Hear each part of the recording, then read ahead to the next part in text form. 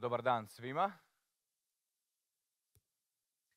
Dame i gospodo, lijep pozdrav, dobrodošli na konferenciju Srca, Dani e-infrastrukture, Srce Day 2022. koja je i ove godine ujedno i konferencija projekta Hrvatski znanstveni i obrazovni oblak. U dva konferencijska dana puno ćemo govoriti o novim tehnologijama, ali najvažniji na ovoj konferenciji su sudionici. Zato najsrdačnije pozdravljamo sve vas u dvorani, a naravno i sve sudionike koji nas prate online. Pozdravljamo profesora doktora znanosti Damira Borasa, rektora Sveučilišta u Zagrebu. Pozdravljamo gospodina Velimira Žunca, državnog tajnika u Ministarstvu regionalnog razvoja i fondova Europske unije. Pozdravljamo profesoricu doktoricu znanosti Snježanu Prijić-Samaržija, rektoricu Sveučilišta u Rijeci i predsjednicu Rektorskog zbora Republike Hrvatske. Profesoricu doktoricu znanosti Mirjanu Polić-Bobić, predsjednicu Nacionalnog vijeća za znanost, visoko obrazovanje i tehnološki razvoj.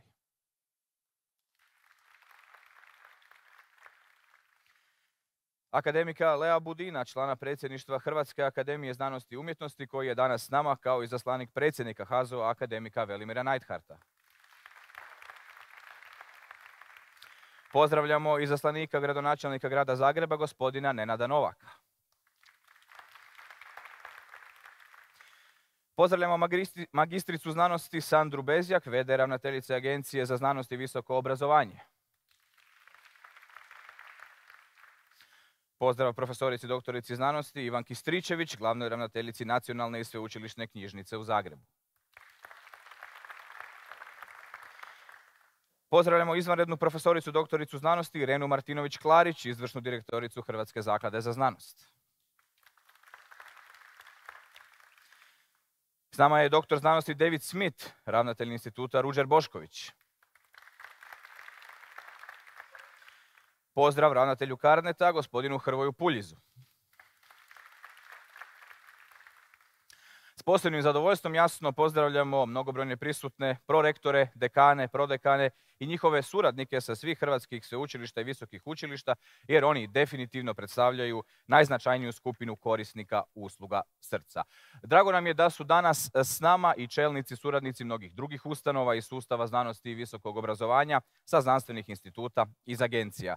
S obzirom da je ovo i konferencija projekta Hrvatski znanstveni i obrazovni oblak, posebno pozdravljamo i kolegice i kolege čelnike koji dolaze s partnerskih ustanova na projektu sa sveučilišta u Osijeku, Rijeci, Splitu i Zagrebu, s instituta Ruđer Bošković i iz naše dugogodišnje partnerske ustanove Carneta. Dame i gospodo, Sveučilišni računski centar Sveučilišta u Zagrebu, Srce, od svog osnutka, pred više od 50 godina, gradi modernu e-infrastrukturu i razvija napredne digitalne usluge stvarajući tehnološke temelje za moderno obrazovanje i međunarodno relevantna istraživanja, tehnološke iskorake, ne samo u akademskoj, već i široj zajednici. Sve to godinama omogućava ono što danas zovemo digitalnom transformacijom visokog obrazovanja i znanosti, pri čemu se osigurava jaka povezanost hrvatskog sa europskim istraživačkim i obrazovnim prostorom. E-infrastruktura i digitalne usluge postaju sve kompleksnije, ali i vi, naši korisnici, imate opravdano sve veća očekivanja od njih. I upravo o stanju, mogućnostima i planovima razvoja e-infrastrukture, ali i o potrebama i očekivanjima od nje govorit ćemo na ovoj današnjoj konferenciji, danas i sutra. Na samom početku pozivam našeg domaćina, ravnatelja Srca, gospodina Ivana Marića, da nam se obrati.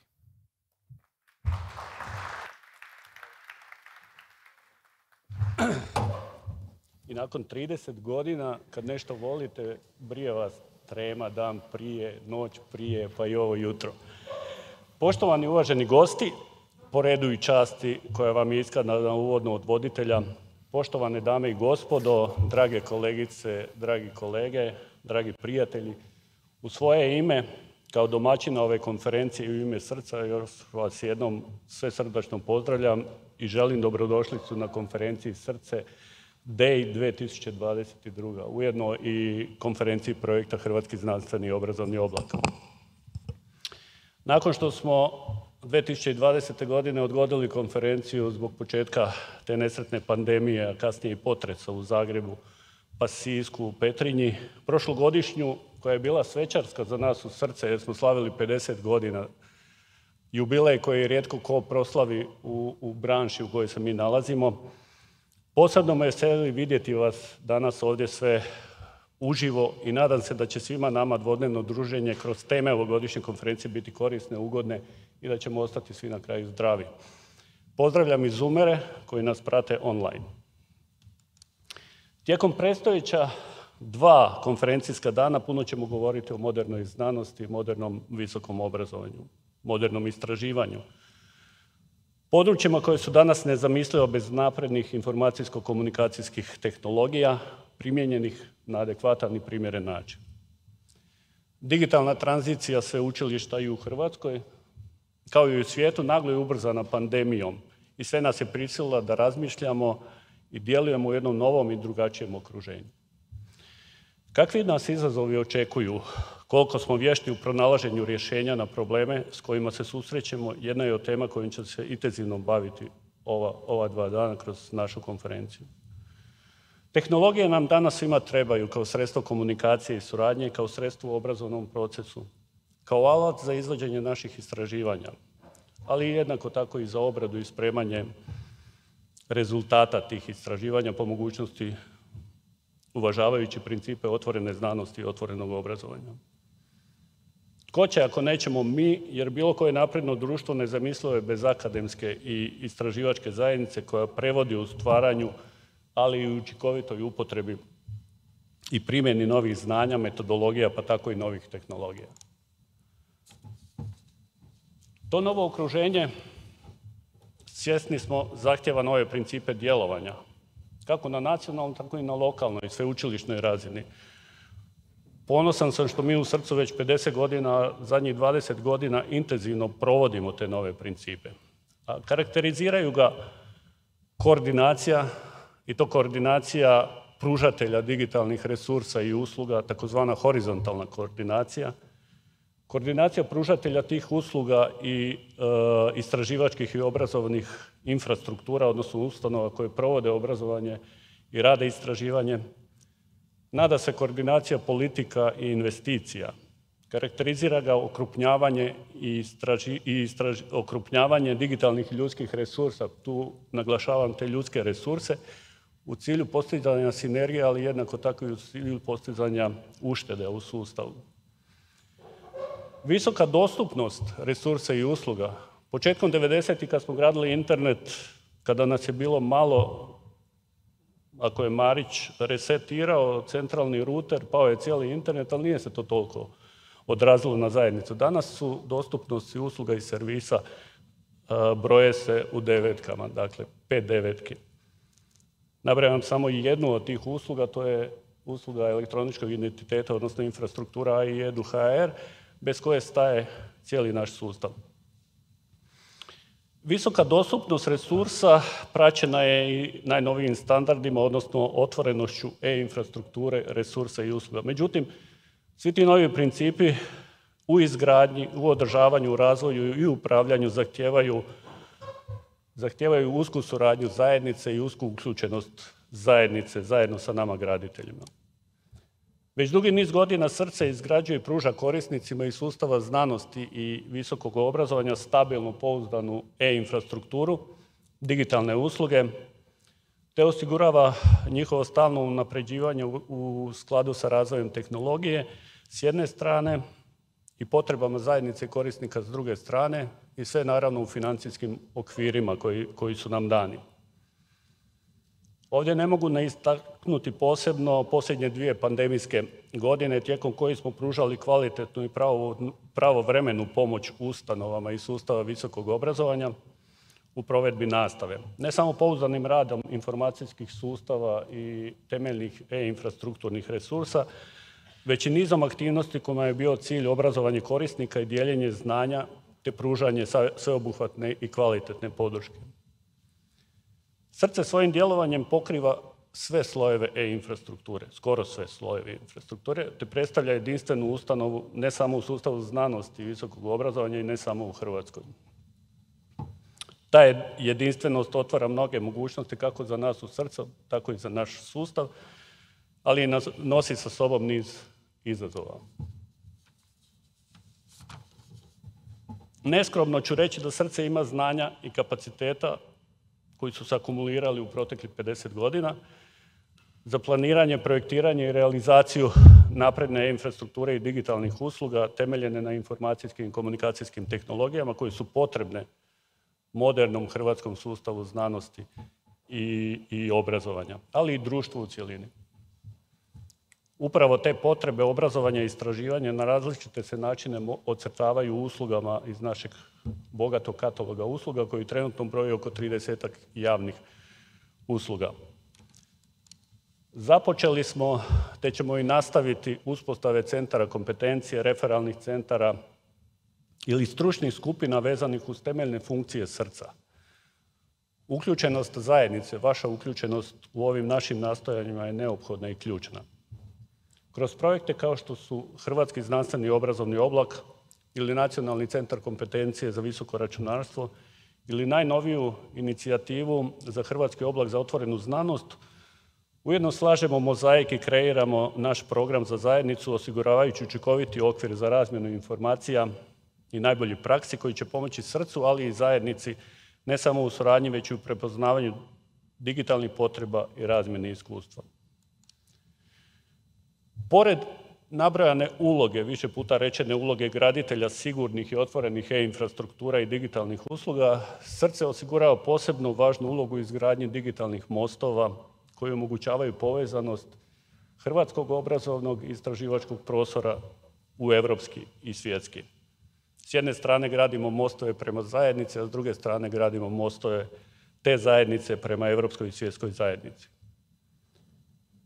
Opet se pozivam na ilustrativni primjer povezujući nacionalni sustav elektroničkih identiteta naš A i ETEDU.hr u konfederaciju EduGain sa drugim nacionalnim federacijama, kreiramo ili ostvarujemo podlogu da naši istraživači, nastavnici, studenti imaju pristup uslugama i resursima diljem Europe i svijeta i vice versa.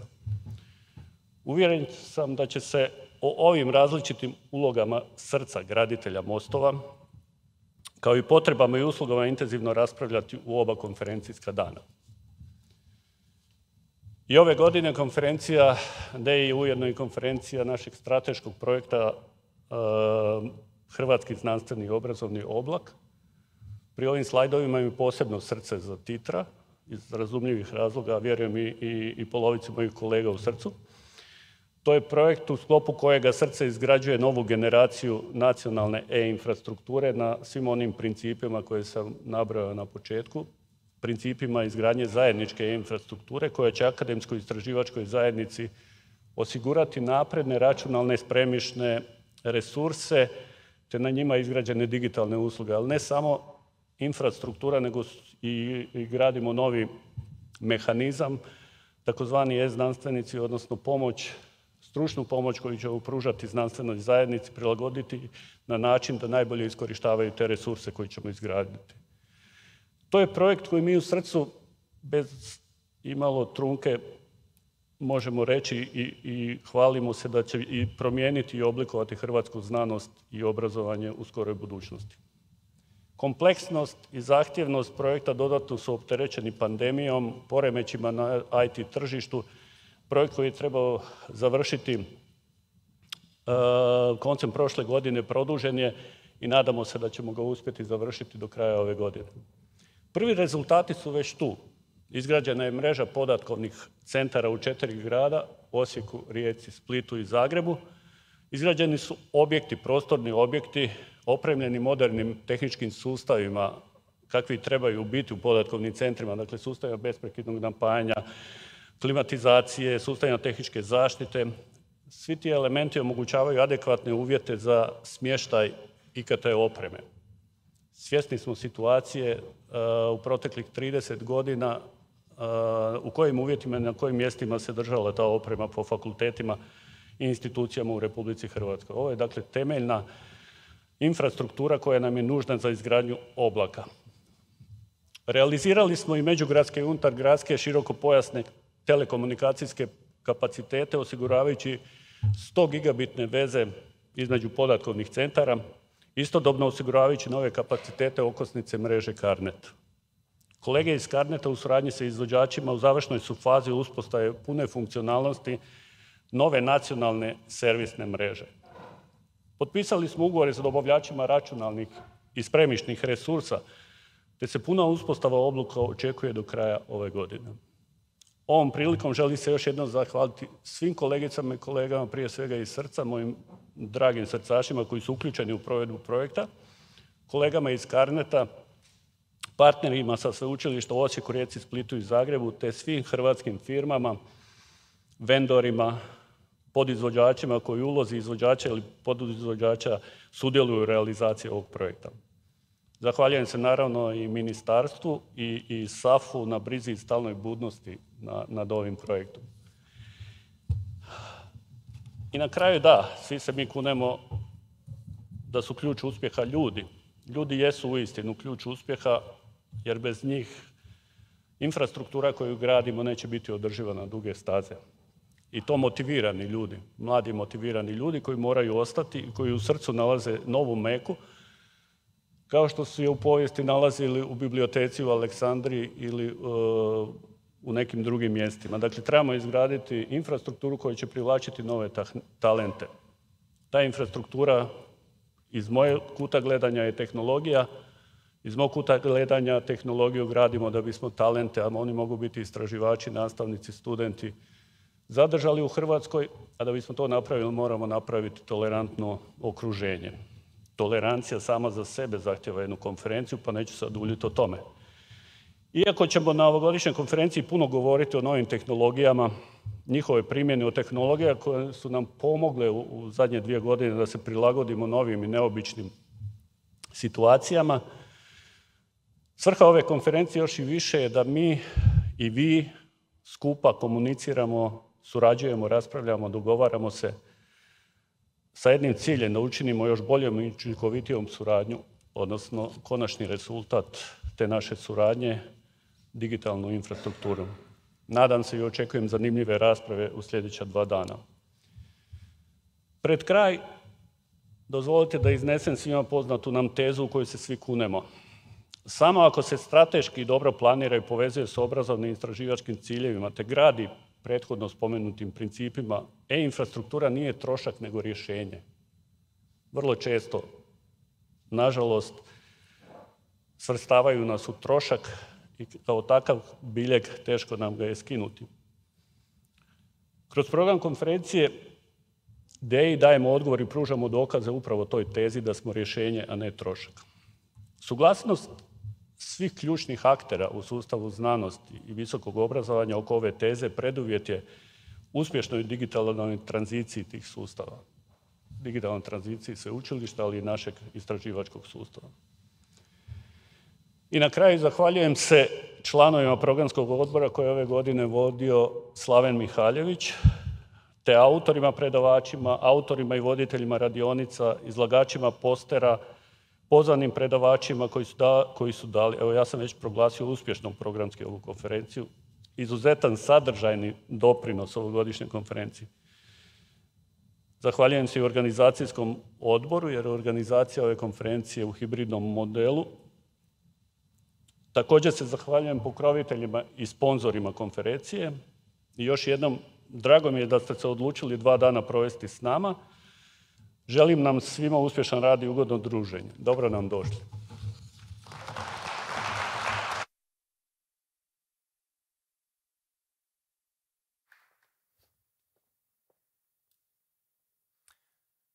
Zahvaljujem se našem domaćinu, gospodinu Ivanu Mariću.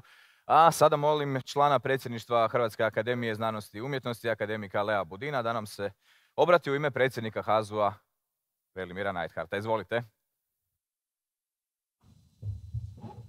Lijepo sve pozdravljam, uzvanike i sve ostale prisutne. Ja vas pozdravljam u ime akademika Neidhardta, predsjednika akademije.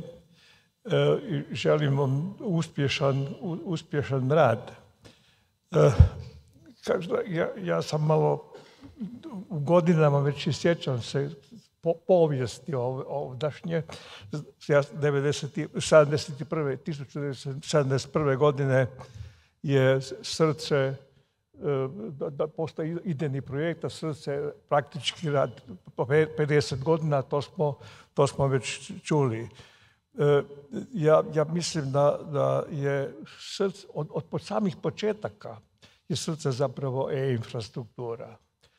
Jer je, osim što je ovdje na sveučilištu, tada je to bilo Hrvatsko sveučilište i akademik Supek je bio rektor i on je potpisao odluku o snimanju srca. Međutim, već tada smo imali, to se zvalo onda nekakvi terminali u Osijeku, Rijeci i Splitu. Dalje, kad gledamo kako su se stvari događale, 1991. godine je srce uvelo u Hrvatskoj internet. Sadašnji voditelj, ravnatelj srca, gospodin Ivan Marić, je bio jedan taj koji je spojio Hrvatsku na internet, to ne bi trebali zaboraviti. To je bilo 1993. 1995. godine je osnovan Carnet, dakle vlada je odlučila da Carnet izvodi, dotle je to radilo srce. 2003. ili 2004. godine smo imali projekt CRO-NGI, National Grid Initiative, ili tako se to nekako zvalo, gdje je opet srce odigralo veliku ulogu. Tada smo opet u Osijeku, Rijeci i Splitu instalirali računalnu opremu povezanu i umreženu. I sada evo imamo, dakle, gradimo infrastrukturu od samog početka. Htio bih reći u ime akademije da akademija odigrala jednu malu ulogu u ovoj čitavoj priči. Naime, postoji znanstveno vijeće za istraživačku infrastrukturu Hrvatske u akademiji, gdje smo u okviru tog znanstvenog vijeća održali nekoliko okruglih stolova upozoravajući da je važno izgrađivati infrastrukturu.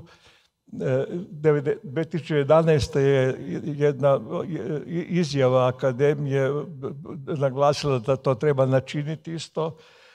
Uspjeli smo zapravo jer je akademijina radna grupa pripremala smjernice za izradu strategije znanosti, obrazovanja i tehnologije koja je 2014. izglasana u Hrvatskom saboru i tamo je pisala o infrastrukturi. Taj strateška postavka je omogućila zapravo da se evropski novci angažiraju za ovaj projekt i evo sad smo svjedoci da se neke stvari zapravo ozbiljno događaju. Kad se govori o povijesti, opremi i tako dalje, onda već je kolega Marić spomenuo, ljudi su zapravo najvažniji. Ja se sjećam da je 71. godine, 72. 3. godine se oko srca okupilo što u stalnom radnom odnosu, što kao suradnička ekipa mnogo mladih znanstvenika koji su tada je kroz to okruženje zapravo uvedena informatika, računarstvo i kako se zove informacijska znanost u hrvatska sveučilišta. Iz te ekipe se angažiralo dosta profesora, profesor Čerić, profesor Varga, profesor Vogue u Americi, bračni par Skorin Kapov, koji su također profesori u Americi. Dakle, stasala jedna znanstvena plejada ljudi koji su uveli rekao bih, informatiku ili kako se to već zove na hrvatska sveučilišta. Danas je prilika da to kroz ovu infrastrukturu, pa posebno i kroz znanstveno-obrazovni oblak, prilike priču ponovimo. Neće se sad tu zapošljavati u srcu znanstvenici, ali mislim da znamo povezati na drugi način i mislim da će ovo što se sad događa, pogotovo oko oblaka, pomoći da se razvije jedna nova generacija novih znanstvenika koji nam trebaju za novo doba. Digitalno, otvoreno sveučilište i tako dalje. Tako da, evo, pozdravljam posebno ovaj trud srca kroz 50 godina, dakle nije to sad zadnjih 2-3 godine, koji nam je pomogao da se Hrvatska dobro etablira u ovom digitalnom svijetu. Ako pogledate web mrežnu stranicu akademije, onda ćete vidjeti da ima jedna rubrika koja se zove izjave. 30. travnja, dakle prije nekoliko dana, je predsjedništvo Akademije usvojilo jedan dokument koji se zove dakle, važnost znanja i primjena znanja za provedbu strategije razvoja Hrvatske do 2030. Naime, sjećate se da je u veljači prošle godine ta strategija razvoja izglasana. Slabo ju tko čita, nažalost. Međutim, u njoj piše mnogo dobrih stvari. A da bi se to provelo, mora se nešto početi događati i na sveučilištima, jer sveučilišta su ipak ključna ne samo za promidžbu znanosti, već za obrazovanje općenito. Dakle, ne moraju samo znanstvenici znati sve, a znanje se mora proširiti kroz što veći broj ljudi. To je osnovna ideja te izjave, pa ova infrastruktura će omogućiti da se takve stvari riješe. Mogu bi puno pričati još, ali završit ću vas i želim vam uspješan rad.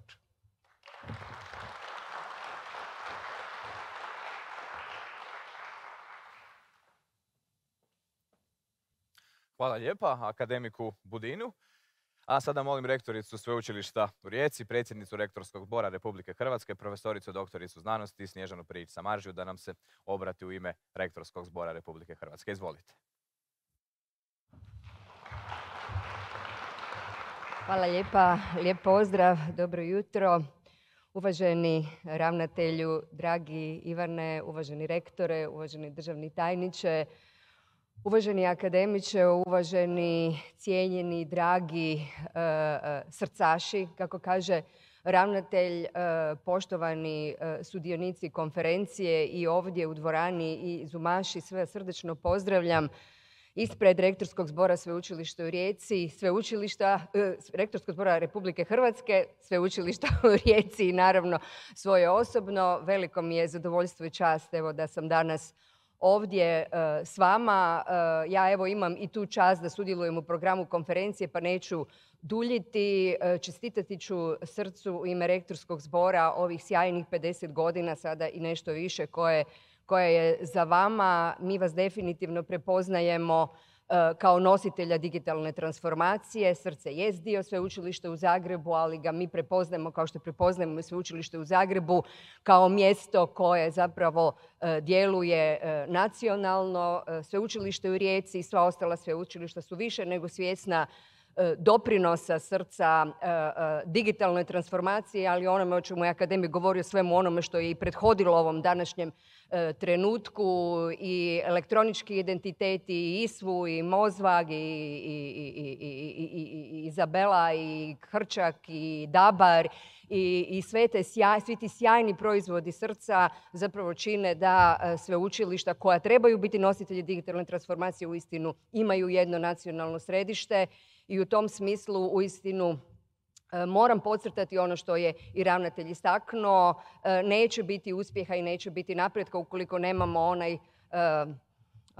onu suradnju, da tako kažemo, zajednice, ako sami zapravo ne prepoznamo da moramo zajednički odozdo, ali da nam je jako važna podrška i prepoznavanje odozgo, i to je formula koja je jednostavna, recept koji je jednostavan za izreći, koji puta teško za provesti. Međutim, sasvim sigurno vjerujem da ćemo danas ovdje na ovoj konferenciji imati priliku raspravljati više o tome. Sve naše strategije, europske, sveučilišne politike, svi na neki način spominju digitalnu transformaciju, razvoje infrastrukture, digitalne usluge, gradnju mostova, sve o čemu je ravnatelj govorio. I ono što ja zapravo potvrđujem još jednom, mi uistinu u srcu prepoznajemo nacionalnog nositelja digitalne transformacije. Sva sveučilišta vide u srcu taj potencijal koji je važan za sve nas.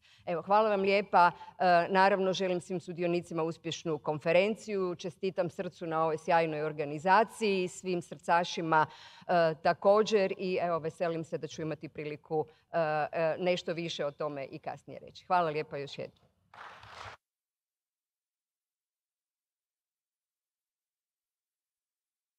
Lijepa rektorici Sveučilišta u Rijeci i predsjednici Rektorskog zbora Republike Hrvatske, profesorici doktorici Snježani Prijić-Samaržija.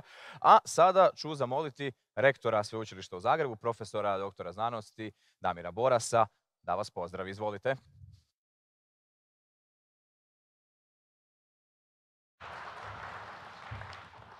Poštovani i dragi domaćine, ravnatelju Srca, dragi Ivane, poštovana predsjednice Rektorskog zbora i rektorice Sveučilišta u Rijeci, profesorice Samardžija, poštovani i dragi izaslaniče predsjednika Hrvatske akademije znanosti i umjetnosti, profesore Budin, nek mi bude dopušteno reći dragi Leo, poštovana ravnateljice Nacionalne sveučilišne knjižnice, poštovana VD ravnateljice naše Agencije za znanost i visoko obrazovanje, poštovani i dragi ravnatelju Carneta. Naravno, tu je i naš David Smith, ravnatelj instituta Ruđer Bošković. Dragi David, drago mi je da si tu. I naravno, poštovani državni tajniče, kolega Žunac. I drago mi je da ste ovdje svi. A meni je posebna čast danas, ne samo kao rektoru Sveučilišta u Zagrebu, dakle naše stožerne liderskog sveučilišta u području visokog obrazovanja, znanosti, transfera i znanja, tehnologije, moram reći društvene, humanističke i umjetničke djelatnosti, ali i one misije koja je jako važna, a to se naročito vidi po ovome što će se danas na konferenciji govoriti, dakle unapređivanja kvalitete svih naših sveučilišta, a uključujući naravno i sveučilišta u Mostaru, koje je nama strateški važno kao jedino sveučilište na hrvatskom jeziku u Bosni i Hercegovini. Dakle, takvo sveučilište je uvijek bilo na raspolaganju hrvatskom društvu i hrvatskom narodu u svim kritičnim trenucima, kao što često u zadnje vrijeme govorim, i kad je stvarala se Hrvatska država, pa je naš rektor, tada sad nedavno preminuli profesor Šeparović, stavio se na raspolaganje sa svim sveučilišnim kadrovima u diplomaciji, pa onda kad je došao sad nedavno ta COVID kao velika prijetnja našem infrastrukturi i sveučilišnome djelovanju, dakle uživo, pa smo onda medicinski fakultet dao i svoje kadrove i omogućio da dođe do konsolidacije i djelovanja. Isto tako imali smo nedavno i potres, pa se građevinski fakultet i drugi tehnički fakulteti stavio na raspolaganje, omogućio vrlo brzu procjenu. Dakle, u kritičnim trenucima, evo, bilo je tu sveučilište u Zagrebu, naravno i sva ostala, ali ipak mora se reći da je najvažniji obol dalo veliko sveučilište u Zagrebu. A ništa od toga ne bi bilo moguće da nije bilo jednog ustanove koja nije samo dio sveučilišta, ona je formalno dio sveučilišta u Zagrebu, ali je zapravo stožerna ustanova, ovo što ćemo danas govoriti, a to je Sveučilišni računski centar sveučilišta u Zagrebu, koji je dao svu onu infrastrukturu i omogućio i kad je došlo do COVID-a da sveučilište u Zagrebu u 7 dana prijeđe na online nastavu. Dakle, ja vam se obraćam ovdje i kao pionir informacijskih znanosti koji je u nastavi na daljinu jako puno sudjelovao. Bio sam na drugoj godini fakulteta 71.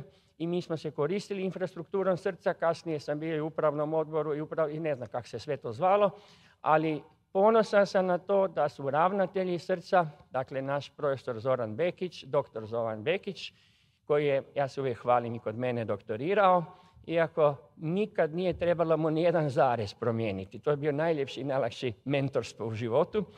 20 godina je to vodio uz pomoć sadašnjeg ravnatelja, našeg dragog Ivana Marića, i taj kontinuitet pokazuje da je Srce uvijek bilo u tom smislu stožerna ustanova za sva sveučilišta i za cijelu Hrvatsku i za obrazovni sustav, naravno uz Carnet, to moram reći, i drago mi je da imamo jako dobre odnose s Carnetom i te dvije ustanove trebaju dalje nastaviti u tom smislu uz punu potporu sveučilišta u Zagrebu. Dakle, ta bitna odrednica Srca kroz 50 godina, a ja sam stjecajem okolnosti, dakle ja sam sad 71 godina, imao sam točno 20 godina 71. Upravo od početka korisnik Srca. Jest da sam u referalnom centru koristio se internetom i prije nego što je Srce uspostavilo internet kod nas, ali je bitna, ključna odrednica bila da je to bilo u onom large scale-u, dakle dostupno svima upravo u Srcu, kao dijelu sveučilišta u Zagrebu. I mi smo na to ponosni i ono što moramo reći,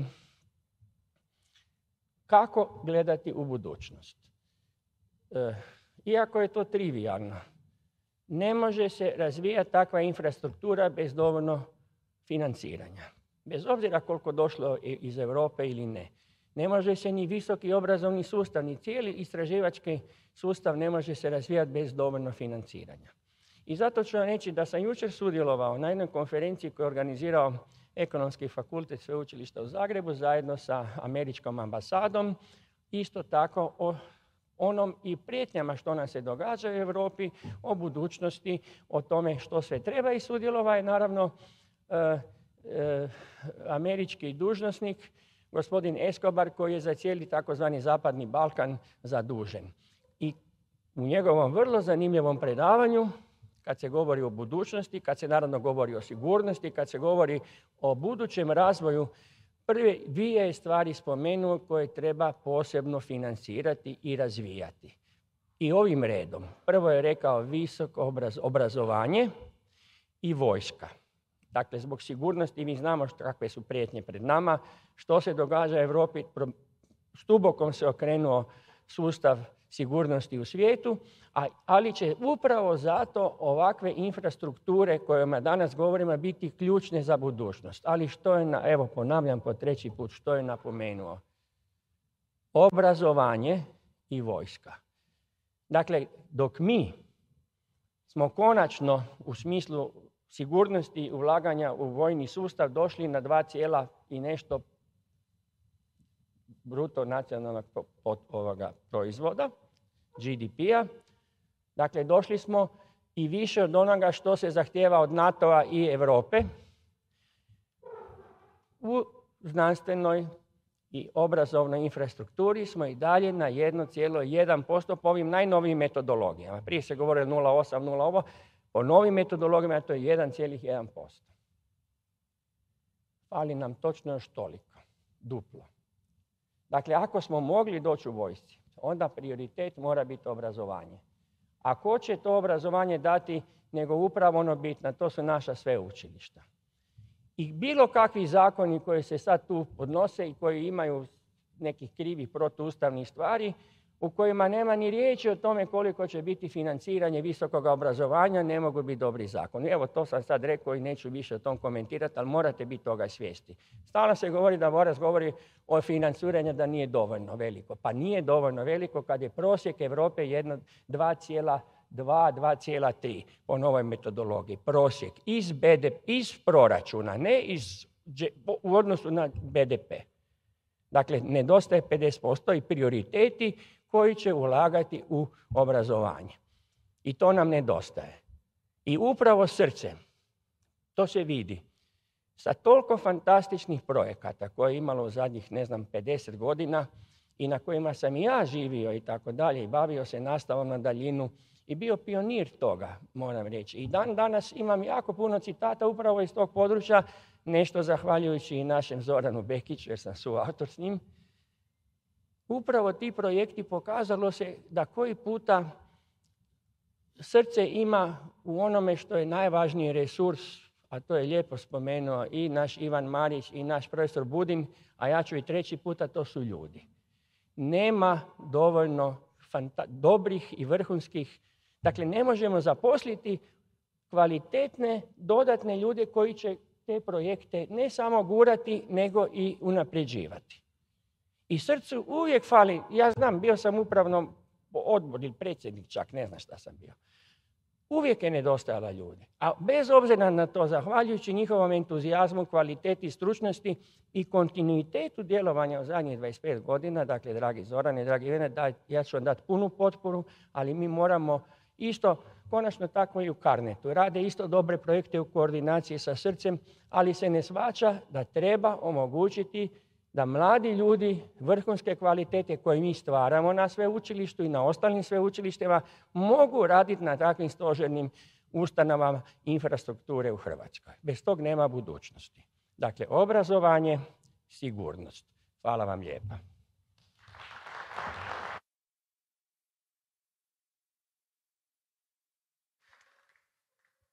Zahvaljujemo rektoru Sveučilišta u Zagrebu, profesoru doktoru znanosti Damiru Borasu. Konferencija Srce DEI mjesto je na kojem Naši znanstvenici, nastavnici, IT profesionalci, studenti, svi zainteresirani, svojom strašću za inovacijama i napretkom uz pomoć tehnologije mogu oblikovati budućnost e-infrastrukture sustava znanosti i obrazovanja. S programom ovogodišnje konferencije Srce DEI upoznat će nas doktor znanosti Slaven Mihaljević, predsjednik programskog odbora konferencije Dani e-infrastrukture i predstojnik sektora za suradnju i komunikaciju u Srcu. Izvolite.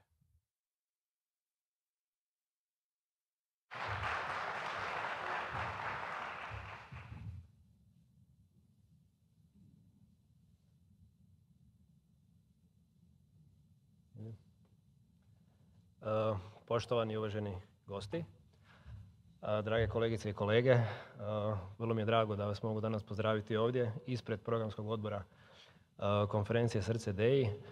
Srce DEI je, kao što znate, konferencija koja ima dugu tradiciju. U ovom sadašnjem obliku ona je započeta zapravo 2017. godine, što naravno znači da nije bilo konferencija Srca i prije toga, dapače. Od 1974. Srce ima tradiciju održavanja konferencija. Razno raznih tema i u razno raznim oblicima, međutim ono što je zajedničko svim tim konferencijama je jedna stvar, a to je da su to uvijek mjesto okupljanja i susreta zajednice, razgovora, dijaloga i razmjene iskustva, jer na tim razmjenama i susretima zapravo Srce gradi svoj program, gradi svoje usluge i gradi svoj rad. Tako da mi je vrlo drago da smo danas svi ovdje. I u sljedeća 2 dana zapravo konferencije očekuje nas, ja se nadam, zanimljiv program i da ćete u tom programu naći nešto za sebe, da će biti tema koje će vam biti zanimljive. Danas počinjemo zapravo sa 2 pozvana predavanja, izuzetno mi je čast da imamo 2 pozvana predavača, Vima van Petegena iz Katoličkog sveučilišta u Levenu, te profesoricu Prijić Samaržiju, koja će nam održati isto pozvano predavanje. Te ono što posebno bih htio istaknuti danas, to je forum čelnika ustanova iz sustava znanosti i visokog obrazovanja, koji će obraditi teme koje je naš ravnatelj već danas spomenuo, a to je naravno digitalizacija znanosti i visokog obrazovanja i svi izazovi i problemi s kojima se susrećemo danas i planovi koji su pred nama. Posebno mi je čast isto i zadovoljstvo pozdraviti, odnosno istaknuti naše pokrovitelje. To su Ministarstvo znanosti i obrazovanja koji su se ispričali, nažalost nisu mogli poslati svog predstavnika danas. Zatim Grad Zagreb, Rektorski zbor Republike Hrvatske i Grad Zagreb.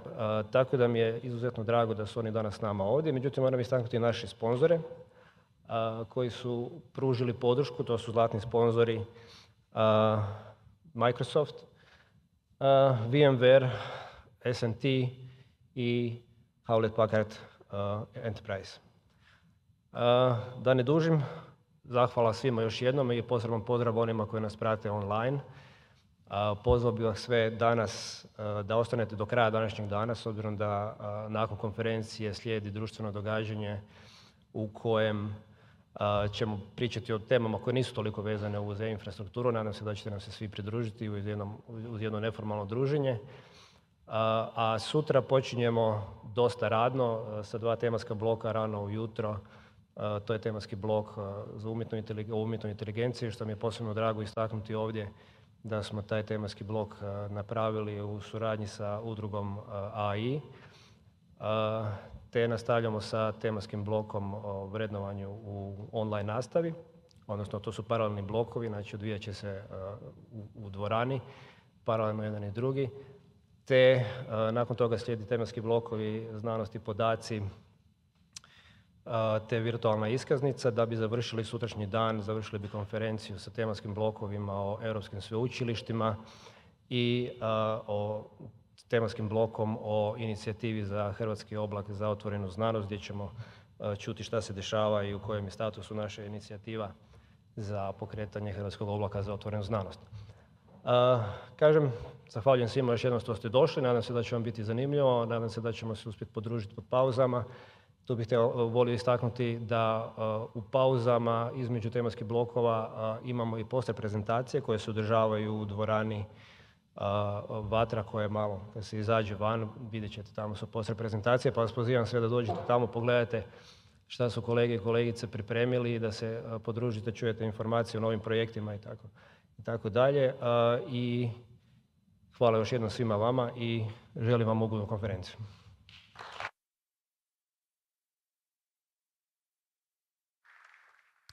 Zahvaljujem se predsjedniku programskog odbora, doktoru Slavenu Mihaljeviću, a prije nego što najavim našeg sljedećeg govornika, kratka napomena. Nakon izlaganja bit će osigurano vrijeme za pitanja iz publike, a naši sudionici koji nas prate online pitanja mogu postaviti u okvir Q&A.